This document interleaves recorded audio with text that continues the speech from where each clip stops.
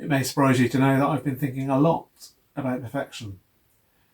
The sort of perfection we see every day all around us.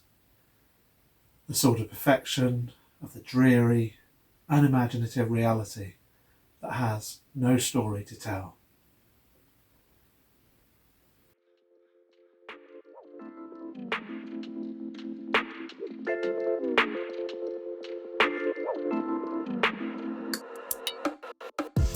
When you look at this bowl, it's precisely round. The glaze is unflawed, it's impeccably made. It's more or less perfect, and yet none of us would give it a second look.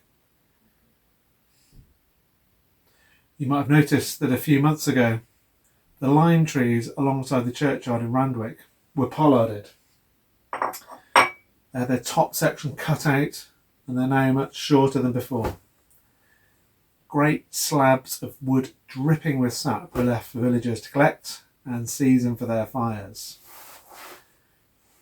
But such fresh wood, green as we woodturners call it, is too good to simply burn.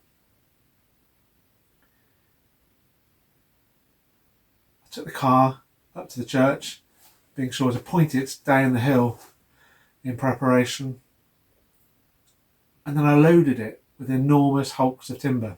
I could barely lift some of them, and then I rolled the car back down to Westrip and here to my workshop.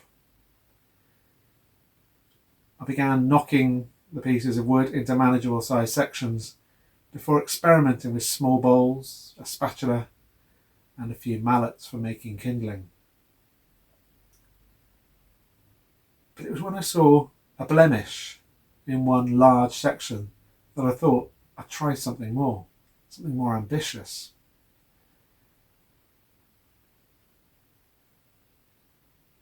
After showering myself in soggy streams of shavings spinning off the lathe, standing here knee deep in everything that had been cut away from the piece of wood, I ended up with this.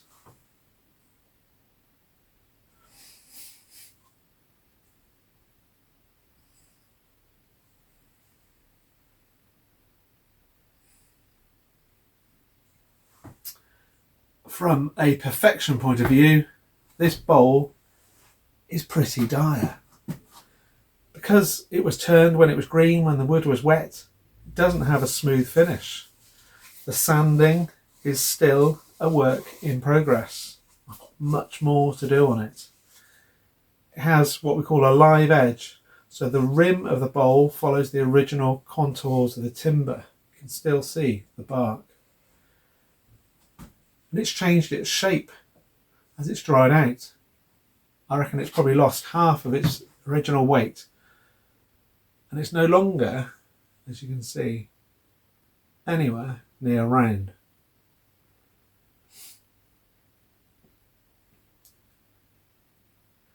You can see here in the opening of this bowl, I don't think you could even describe it as oval. It turns and twists as it chooses.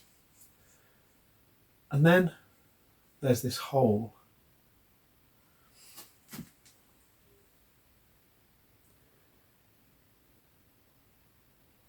A section of disease in the wood spans nearly a third of the circumference of this bowl now.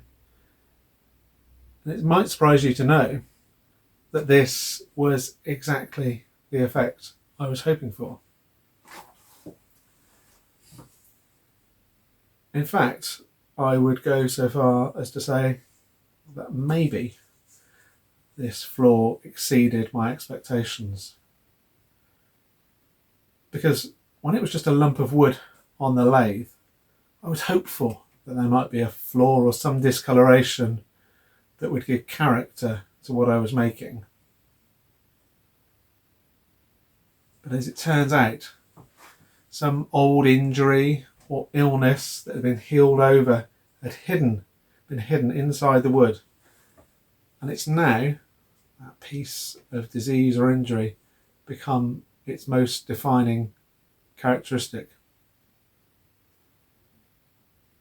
You may have your own thoughts on how it looks But so far, everyone that's looked at it has told me that the flaw is beautiful.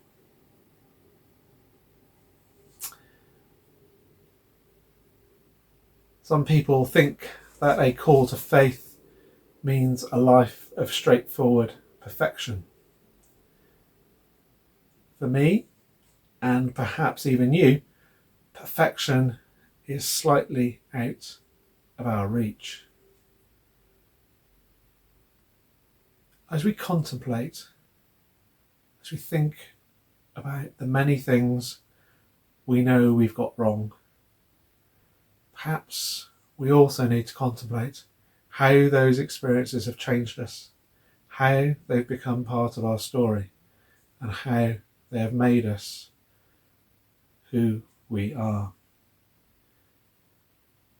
The beauty of human wisdom comes from a history of experiences, of stories, of successes, and of course, of failures. And through these stories, we're lifting out the monochrome, straight lines and perfect circles to diversity and complexity that enable us to know when and where to reach out and comfort and help those who need it. So my prayer for us is that we not be paralysed by a lack of perfection, but that we recognise that we're forgiven, that we forgive each other, and that we forgive ourselves, and see the beauty in the flaws and the divine wisdom that it represents.